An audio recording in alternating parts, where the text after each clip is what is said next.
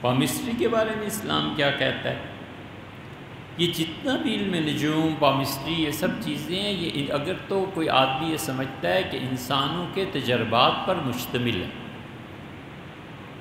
اور ہزاروں سال سے یہ دیکھا جا رہا ہے کہ اس ورد کے کرنے سے یہ اثر پڑتا ہے، یہ ستارہ یہاں سے جب موو کرتا ہے دوسری طرف تو اس کا اثر پڑتا ہے، اور وہ اس کو خود مؤثر نہیں سمجھتا، اور اس کا عقیدہ یہ نہیں ہے، عقیدہ اس کا یہ ہے کہ اللہ ہی نفع اور نقصان کا مالک ہے، اس کی تقدیر اٹل ہے اور وہی چاہے تو بدل سکتا ہے۔ پھر ان علوم کے سیکھنے میں کوئی حرج نہیں، کیونکہ علم کی جاہلیت کے زمانے سے ایک روایت چلی آتی ہے، کافروں کے زمانے سے یہ ریت چلی آتی ہے، بطور علم سیکھتا ہے، اور اگر خدا نہ خواستہ ذرہ برابر بھی عقیدے کی گڑبڑ کا خدشہ ہے تو دور رہے۔ حضور اقدس صلی اللہ علیہ وسلم نے جو منع کیا ہے ان چیزوں سے، تو اسی لیے کہ لوگوں کے عقیدے پہ زد جا کر نہ پڑے، اور جو اس کی اجازت دیتے ہیں یہ علم نجوم وغیرہ کے ماہر تھے۔ شاہ ولی اللہ محدث دہلوی رحمۃ اللہ دیکھیں حجت اللہ البالغہ میں انہوں نے علم نجوم کے متعلق لکھا ہے نا،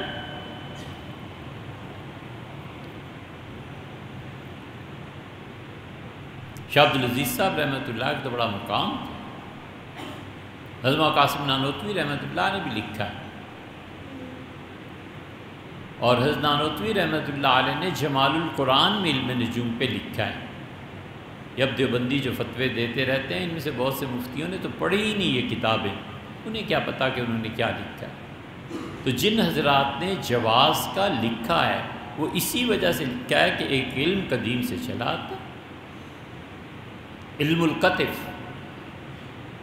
شانے کا علم، یہ بھی اسی میں سے ہے۔ ایک مثال دے رہے ہیں اس کی مزید بڑھا کے، کہ پرانے زمانے میں حالات کو دیکھنا ہوتا تھا تو دمبا بکرا ذبح کرتے تھے، اور دمبا ذبح کر کے اس کی شانے کی ہڈی تازہ تازہ گوشت سے اتروا کے وہ دیکھتے تھے، تو جو لائنز پڑی ہوئی ہوتی ہیں اس سے پتہ چلتا تھا کہ ہونے کیا والا ہے، بارش کتنے دن بعد ہو جائے گی،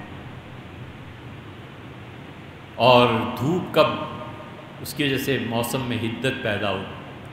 یہ پہاڑوں میں جو لوگ رہتے تھے وہ یہ کیا کرتے تھے۔ علم القطف کا ذکر نواب صدیق حسن خان مرحوم نے ابجد العلوم میں کیا ہے۔ اب یہ بھی ایک علم ہے، پیشن گوئیاں کرتے تھے، نواب اکبر بگٹی کو آتا تھا یہ۔ اب بھی بلوچستان میں ایسے لوگ دیکھے جنہیں یہ علم آتا ہے۔ ہمارے یہاں ایک صاحب تشریف لائے تھے تو انہوں نے کہا کہ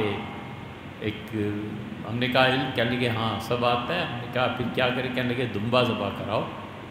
تو دمبا 28,000 کا تھا جس سے وہ کہہ رہے تھے، تو ہم نے سوچا، ہم نے کیا سوچا، وہی سوچا جو سوچا جاتا ہے۔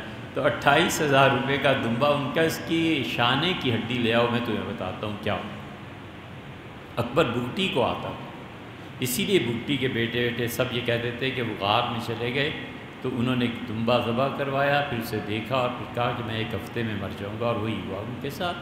تو یہ علم کی ساری قسمیں قدیم سے چلی آتی ہیں۔ اسلام اس کو اس وقت منع کرتا ہے جب اس کو عقیدے میں مؤثر ہونے لگے، عقیدہ نہ برباد ہو اور حق تعالیٰ شانوں پہ پورا یقین ہو، تو کوئی بچ نہیں چیز۔